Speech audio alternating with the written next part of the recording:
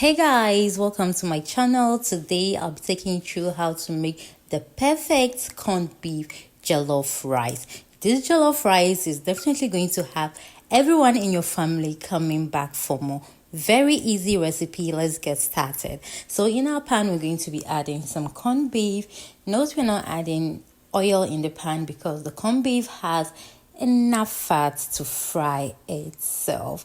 All right, so I just added some garlic powder, ginger powder, and some chopped onions, and I gave this a good stir.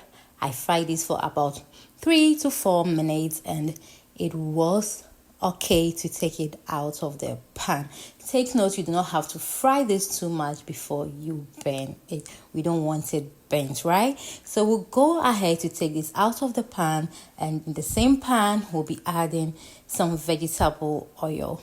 Then we're going to be adding some onions, chopped onions. Please take note, we have to be generous with your onions because when it comes to jollof rice, the onions plays a very big role in giving you the perfect and delicious jollof rice. So just be generous, yeah. So I'm going to stir this for about 5 minutes, and then we add in our tomato paste. You also need to take note of your tomato paste. Some people make the mistake of overdoing the tomato paste, and it ends up overshadowing the taste of the jollof rice you so much need. So be very careful with the amount of tomato paste you use. So we added our fresh tomatoes and then our garlic, ginger, pepper mixture, which I blended up with some spices. I used a fennel seed, rosemary, star anise, some black pepper, and a bit of cloves. I blended everything together, and then yes, I got a very nice aroma from this combo. You can also do that or use any spice of choice. I then seasoned this with some salt and seasoning cubes, and then I added in my stock. If you do not have stock, you can use water, but please take note again.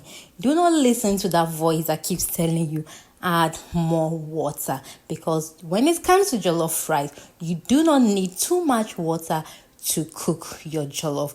All you need is the heat to cook your jollof rice perfectly. So I added in my washed rice, then I gave this a good stir, made sure everything was well combined, and I covered this and allowed this to cook for about 10 minutes on medium to high heat, but you have to be very vigilant so you do not burn it. This is to serve as some sort of kickstart for cooking your jollof rice. Yes, because we need some heat before we trap in the heat to get it cooked with the heat. I hope you understand. So after the 10 minutes, I gently stirred it, then I added in my beef. You can use any protein of choice. I added in some peas, then I gently brought everything together. Then at this point, I added in my corned beef because this is just the perfect time to add your corned beef so you do not lose it.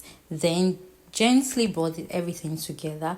Then I added in my remaining vegetables. I added in some bell peppers and carrots, some onions, and some margarine to moisten it and also give it that buttery aroma. Do you understand? That part is actually very optional. You can totally avoid it. I gave this a good stir. Then I now covered it up for the last time with my napkin. Then allowed it to sit for about 15 to 10 minutes on low heat, and this came out so perfect. It was so good and everybody loved it. If you have watched to this point and you haven't yet subscribed, please do also hit the subscribe button and share these videos to your family and friends because they will definitely love to try it.